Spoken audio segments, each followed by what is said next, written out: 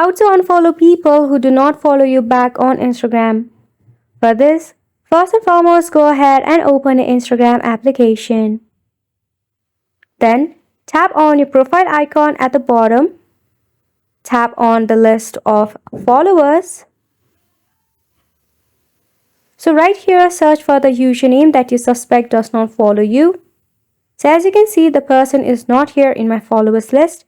However, in my following, if I go ahead and search for the person, I can see the person right here. So in this case, simply tap on this following bubble and simply like that, tap on unfollow. And yes, you have to do this manually because Instagram do not have the feature of letting you know who has unfollowed you. That might be some application that claim to identify unfollowers for you. However, we do not recommend that for privacy and safety issue. We hope you found this video helpful and informative, and thank you so much for watching.